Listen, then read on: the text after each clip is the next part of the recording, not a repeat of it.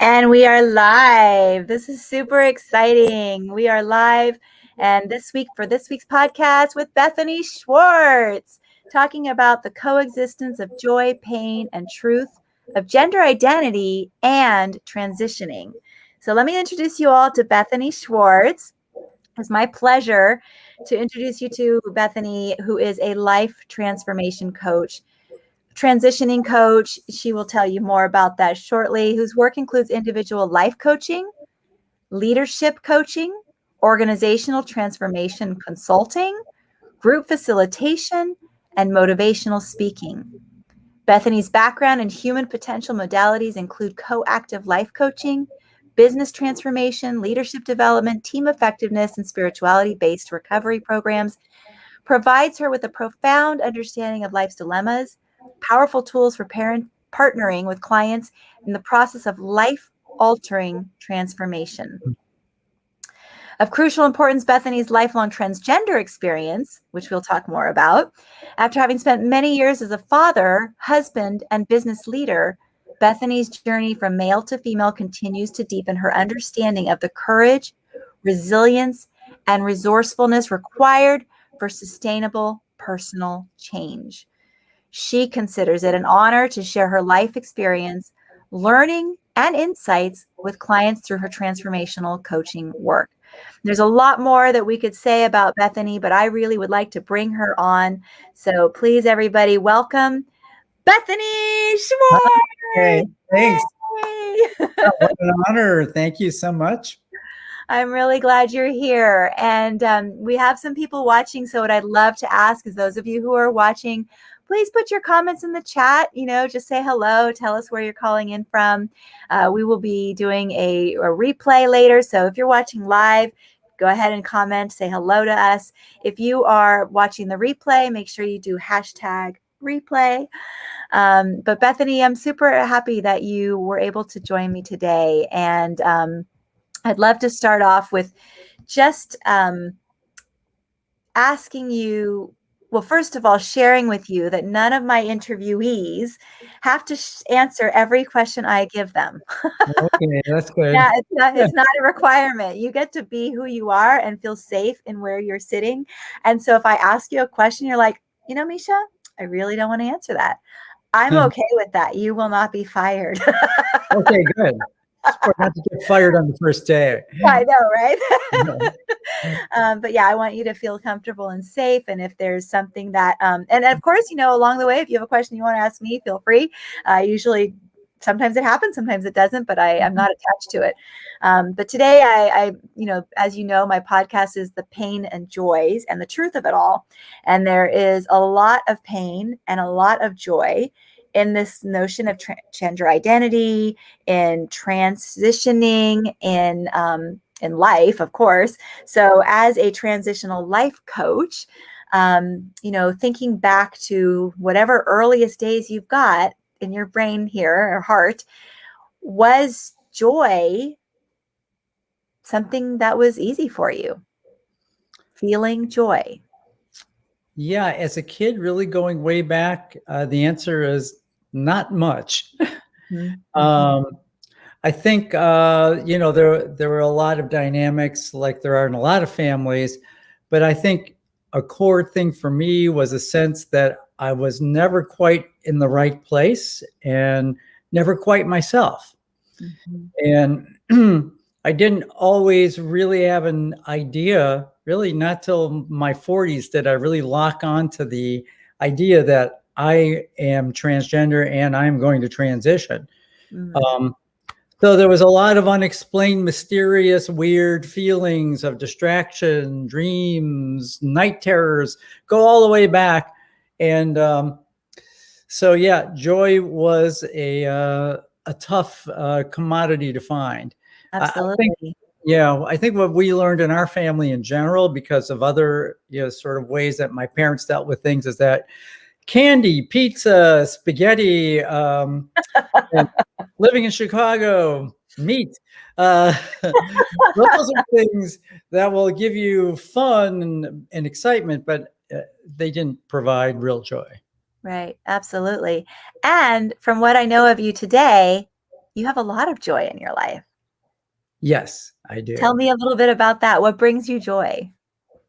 Um, yeah, let me trip on that a few Take a times. moment. Yeah, take a moment. I would, starting big picture, being me. In the recent past, because it took a while, and I'll say more about the two transitions, Yeah, two lives plus two transitions. yeah. So life number one, kind of joyless, confusing, lots of good things happened in life number one that make life number two way joyful. Mhm. Um, life number two, I think one of the two key things that I decided early on when I was going to transition was, one, I was really going to be who I was. That alone, just seeing myself become who I pictured, who I felt to be, that is a day-to-day source of joy. And that, um, no matter what's going on in terms of other challenges or depressing things or sadness, that I can hold on to that. And then more recently, and I have to attribute some of a new way of being to our work, Misha, has been that I think I'm in a love affair with myself. Yay! Oh, Um, I love hearing that. you know how it is when you meet somebody new, Yeah. and everything about them is just, you're learning about them, right? Wow, oh, you eat with that hand. Oh, you smile like that, or you sing like that. It's like, I feel like I'm noticing that now. It's like Oh, I've wonderful. moved far enough down, through a life experience where I can stop and say, oh, so that's who I am. So that's what I do. So that's the way I feel. And I think a third item is not item, but sort of experiences.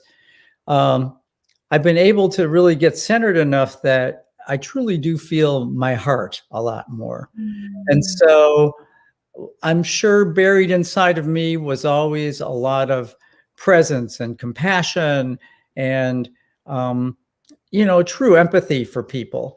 But there was so much noise going on, so much distraction, some of it I couldn't even identify early on, that I just had a hard time being in really feeling in my heart and for feeling what other people are feeling and feeling the way that I connect now and Mm.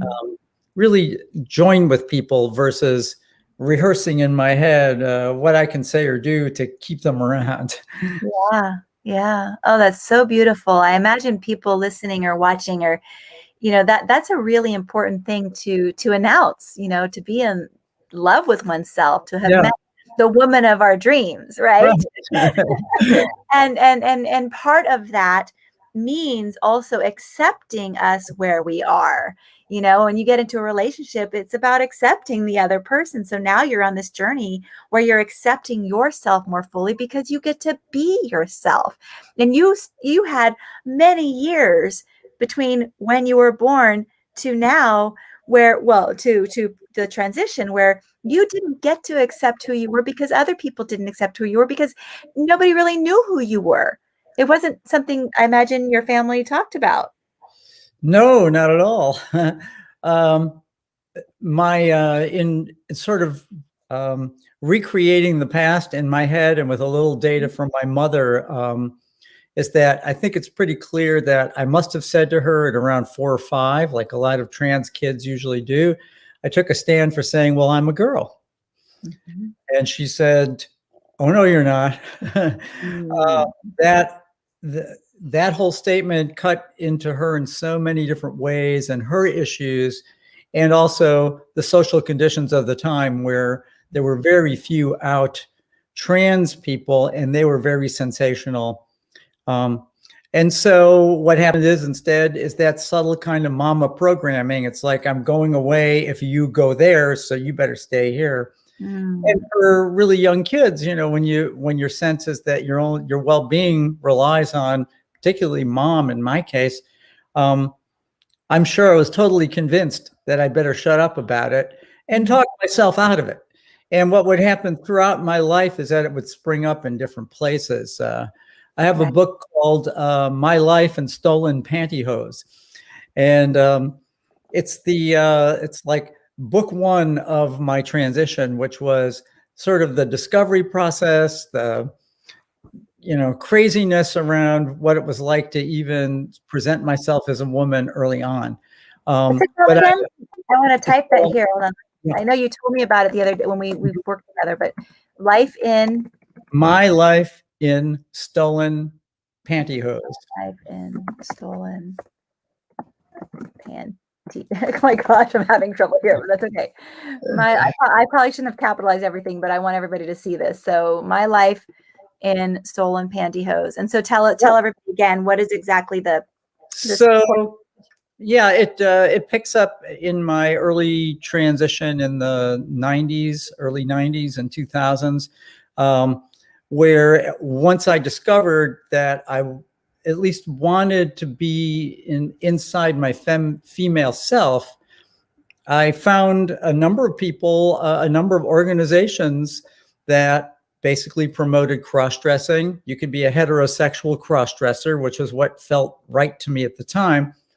Um, so I went to a lot of organized, events first, and then slowly my world opened up. I got braver and braver, and so there's a lot of stories in there about walking through public places, having what I called passophobia.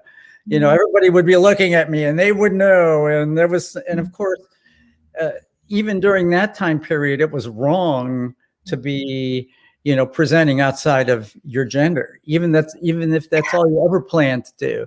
I think I've seen improvements in that in lots of places in the world now, but then it felt like I was pulling off a crime just to walk through a public place dressed as me.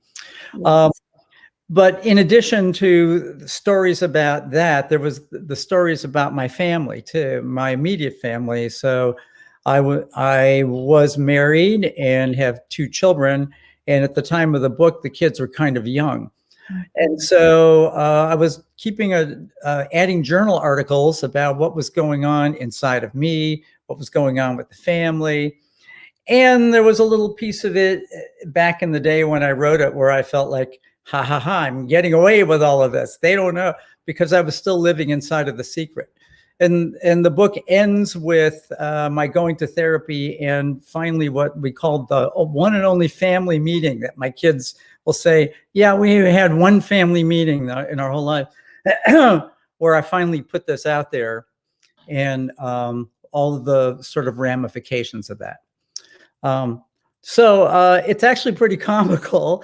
It's a little sexy because in discovering me, part of what I did, and I think it was pretty commonplace for a lot of male to female people, or people at least, men experimenting with their femininity, to go out and to see if we were attractive to the opposite sex. So I had a number of, encounters with the opposite sex. And then later on in that book, for those of you who know me more from the Women Who Love Women community, I realized I was locking onto the fact that I really liked women better. And so there were some encounters there about relationships that I started to form. And so, yeah, it's an entertaining story, but it definitely has some pithy moments that go back to the initial question of, did I have joy, and where did I feel I was looking for it? Yeah, absolutely. I mean, that's quite a journey, and I imagine that the joys and pains that you went through to find yourself also maybe cause some joy and pain in other people's lives, right? I mean, I know that you had mentioned that, this was it was hard to come out like this and to share who you really were, and even to have the meeting with your children, and your wife, and and yet at the same time, in order to be ourselves, there's this really important piece of not being responsible for the reactions of others. We don't want to hurt other people. And you becoming yourself, the intention is not to hurt other people, but it probably threw some people for a curve, right? There was a curveball there. Absolutely. I think one of the things that I found was also commonplace, at least for my generation in this transition process, or at least in being your femme self, was the fact that we were all overcompensating. Before I even had a clue of this, I was like in bodybuilding classes and stuff like that. I wanted to be big and strong, and then all of a sudden I regretted some of that because some of those outfits just wouldn't fit. And and I think more importantly, we sort of take on. For me, my first life was about a script. The script was, you're a boy born to this family. It was a Jewish family, so there are a lot of traditions and expectations around being the firstborn son. And so I carried that script into my life. And a lot of people who are experiencing this, both from the male to female or female to male side, try and carry on some semblance of the script that goes with their lives. So I built a lot of forces around me that kept me as the guy self, my male friends and the stuff we did, playing racquetball, going, doing guy things, and kind of created those expectations that I would be the man or the masculine person in their life. So that's what my kids expected. Certainly that's what my wife, had hoped that we would. She's fond of saying, yeah, I thought we were going to grow old together. And I thought we were too. It was like, it's painful. I get some tears just thinking about it now, how hard it was for her. And it was hard for me to let go. She had a tough time accepting what the design of a relationship would look like if we were co-parents. And so at the end of this book is also I share that I found another person to live with and moved in with, the woman who's still my best friend, who kind of sat with me through the whole part of what I think of as the first transition, which is hormones and medical and legal changes and all sorts of things, and saw me all the way through to the end of that. And, and when I hit the second transition, we needed to go our separate ways. But we're still. Yeah, it's, that first transition, I mean, that's an enormous process, because you're talking about physical, emotional, probably spiritual, social. I mean, that's a lot of change. Yes. Yeah. And I wonder how many people in the same dynamic, same scenario as you, how many of you really take a minute to acknowledge. I actually just got goosebumps. Take a minute to acknowledge what a significant amount of change and transformation you're going through, and how brave. Ooh, I'm getting emotional, Beth. How brave you are. Yeah. And it's funny. The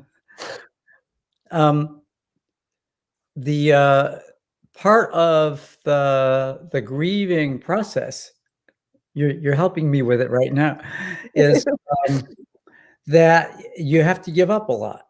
And so for me, I was looking forward, because I was still basically a goal-oriented guy. Yeah, the skin's better. Yep, the hair's better. Yeah, I'm kind of getting this makeup thing. There's kind of a checklist of trying to get the gender dysphoria done with. So you're trying to get those two pieces together. And for me, getting renamed and all of those things was an initial part. But at the same time, I wasn't tuned into what I was giving up. And it took years, both kids in therapy for years, me post second transition, going back to my kids in order to, realign with them and be back in their lives. Mm-hmm.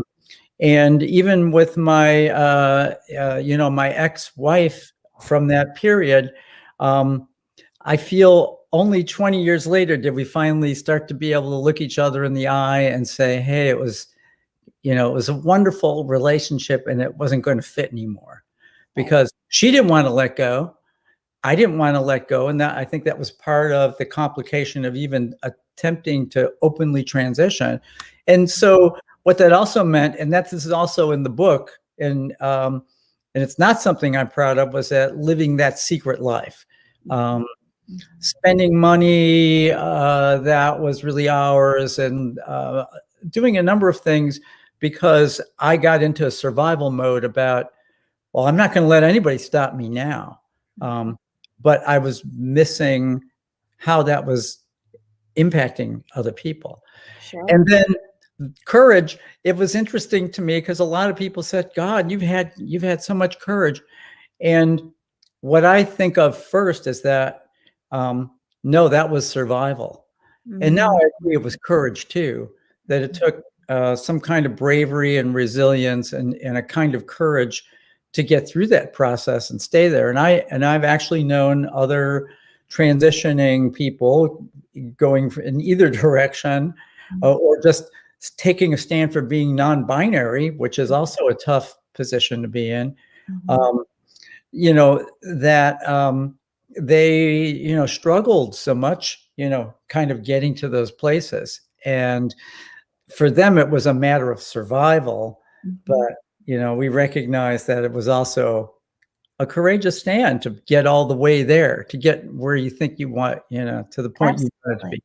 Yeah. Absolutely. Well, it's interesting. I've had a few thoughts going through my mind when we're talking about the grief, just when couples split up, divorce, and go different ways, there's tremendous grief. So I can't even imagine between you and your whole family, the level of grief that you have had to process and are still processing. I think it's very important for everyone to know this. Grief just doesn't disappear. It just doesn't disappear. We have very different levels of grief, right? It's like the tsunami, right? And then the waves start to get calm, and then they come again, right? And maybe you don't have the tsunami again, but you have those waves and waves of grief. And as a member myself of the LGBTQ community and with you, there's a high suicide rate because people struggle with that transition, with the shift, with the inability to know where are they accepted, who does love them for who they are, how do they love themselves, how do they find themselves. And so what I really love, Beth, is that you are coming back to your practice of supporting people in transition. Yes. Yeah. And I'm really, there's got to be more of you and me and, to help the suicide rate go down, because it's an elephant in the room. And I always say in my podcast and my webinars, there's no elephant too big. We're going to talk about all of it. It's going to be uncomfortable. But the more we walk through that discomfort, the more joy comes to us. Absolutely. Right? Yeah. So as you are coming back to this opportunity to support people in transition, it's such a gift. Tell us a little bit more about that, because I want to definitely let people know how to reach you. I would love for people to maybe, what would you say, who are the kind of people that find you for your coaching? Yeah, thanks. Well, one group of people, and I'm looking to attract more of folks from this sort of category, are the people who are going through what I think of as the second transition. In other words, many of us somehow privately or with the help of friends or something like that get to the point in time when we said, I'm done. Look, I've had all the medical changes I want, and I look good, and I'm ready for the world, and everything's done. And that's when, for me, that's when I hit a wall, because I was bankrupt. I was unemployed. I had total disconnect, not disconnection, but almost total disconnection from my family. So everything that had been sort of that create a stable, fulfilling life, 90% of those things were gone. And then it's super frustrating to find yourself as a new person in the world, looking to reestablish those. How do you really do that? And so that's one of the groups I think I can help the most, because now I've been through 20 years of my own second transition. And that included One, really knowing who my true self is, because for me, I felt it as mostly changing my appearance and starting to let a little bit of her out. Now, 20 years later, I've really been in my own skin and have a sense of who I am, who's my authentic self. And only now, 20 years later, am I really working to build a life that really honors my authentic self. Because it took so long to get there. So it would be great to have a coach help you find that sooner. So that's one of the areas. That's so true. That's the essence of one of the areas I look at. Another one I look at, and part of my second transition was taking on new skills and doing things I'd never done before. I'd said yes to so many things that I was afraid of in life number one.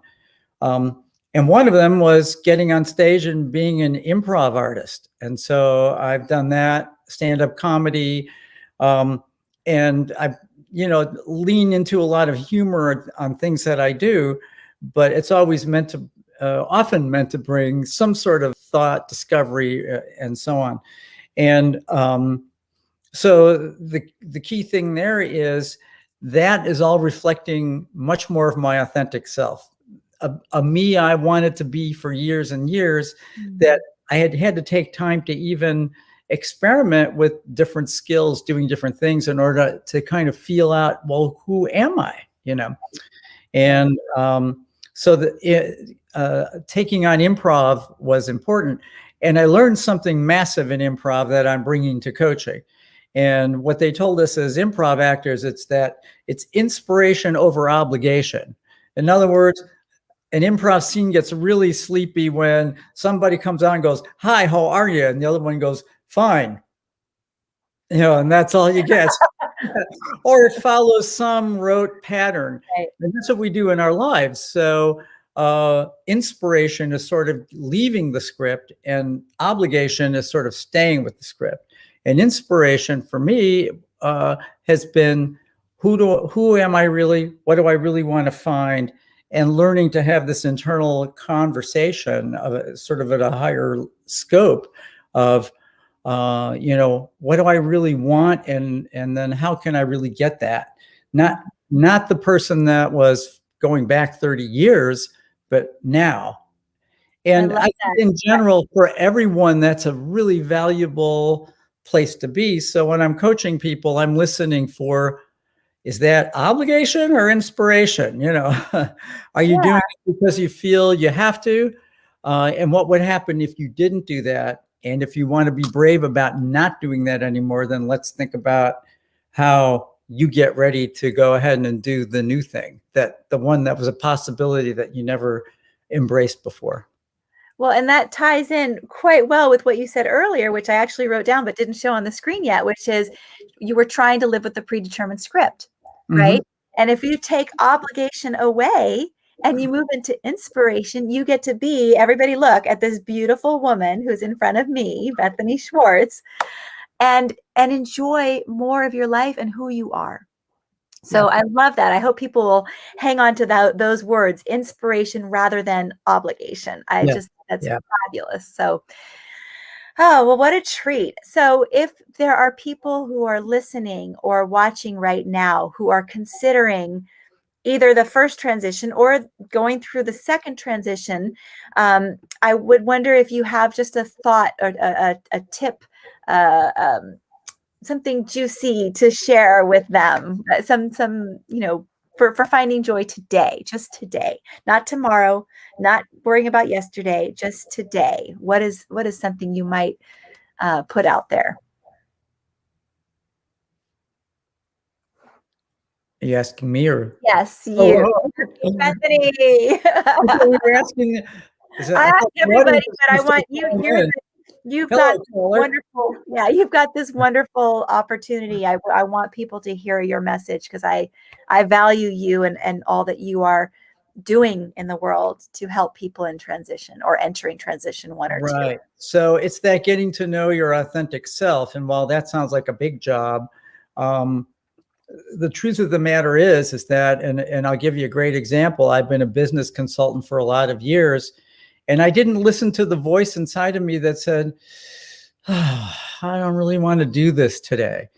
And when a lot of those add up, that was showing me that I'm going out of obligation now.